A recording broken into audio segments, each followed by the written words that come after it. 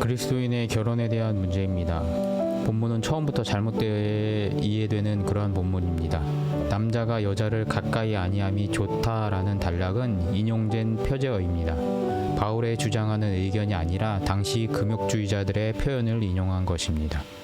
당시 헬라에는요, 모든 것이 가하다라는 의견과 남자가 여자를 가까이 아니함이 좋다라는 극단적인 주장들이 난무했습니다. 인간 이성의 어리석음을 보여주는 것입니다. 인간의 생각은 이렇게 극단에서 극단의 끝을 쫓을 수밖에 없다라는 것입니다. 그리고 신앙적 숙고 없이 그 습관들을 교회 안에 그대로 들여와서 성도들 또한 요소를 펼쳐왔습니다. 바울은 결혼에 대하여서 뜻이 있으면 결혼하는 것, 뜻이 없으면 결혼하지 않는 것이 다 가능하다라고 그렇게 이야기하고 있는 것을 보게 됩니다. 누구나 하는 것이지만 그럼에도 불구하고 결혼도 하나님이 주시는 은사적 측면이기 때문에 은사로 판단하라라고 그렇게 이야기하는 것입니다.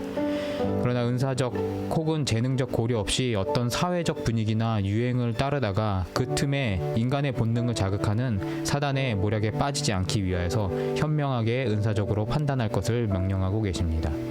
결혼을 하지 않고 성적으로 방탕한 것 혹은 결혼하고도 부부간에 성적인 의무를 다하지 않아 외도를 방조하는 극단을 지향하고 있다라는 것입니다.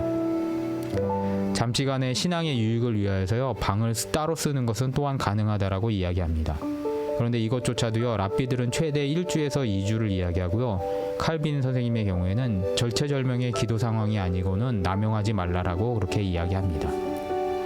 현대는 환경오염과 섹스보다 재밌는 어뮤즈먼트 산업으로 인하여서 신자들 안에서도 부부간의 섹스리스와 난임이 흔한 사회를 살고 있습니다. 물론 생육하고 번성하라는 명령의 준행을 위해서는 노력하는 것이 매우 중요합니다. 그럼에도 불구하고 환경적인 문제로 인하여서 부부간의 마음의 합치가 있다라면은 각방을 쓰지 않는 상황에서 섹스리스에 대하여서 과도하게 죄의식을 가질 필요는 없습니다. 이미 망가진 자연환경과 흐트러진 호르몬의 체계의 변화를 고치지 않고서는요, 인간의 힘으로 불가능하기 때문입니다. 심한 죄의식과 손가락질이 이 문제를 해결할 수 있는 것이 아님을 우리는 깨닫고 인정해야 합니다.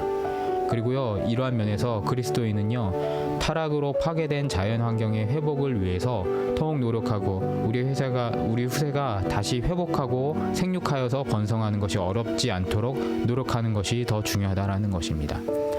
그러면서 바울 선생님은요, 6절에서 내가 이 말을 하는 것은 명령이 아니다 라고 분명한 전제를 합니다. 6절 이후부터 사안마다 단서를 명령하시는 분은 주시다 라고 단서를 달기 때문입니다. 기도하고 은사로 받으면 상호간의 화평을 위하여서 결정할 수 있다라고 그렇게 조언을 해주시는 것을 보게 됩니다. 말하면서 순전히 하나님이 허락한 은사를 따르라고 계속 이야기하고 있는 것입니다. 혼인도 아까 이야기 드린 것처럼 은사이고, 독신도 은사이고, 청산과부도 은사로 받았다라면 그냥 지내야 하지만 은사를 받지 못하고 절제도 못한다라면 결혼제도의 울타리에서 벗어나서 그곳에 틈타는 사단의 꾀임에 빠져서 동물처럼 방탕하게 살 바에야 결혼하는 것이 맞다라고 그렇게 조언하고 계십니다. 다음으로 불신자와의 결혼에 대해서 이야기하고 있는데요, 이것은 순전히 선교적 마인드로 접근해야 됨을 이야기합니다. 미전도 정족을 선교한다라는 급으로 생각하여서 접근해야 한다라는 것입니다.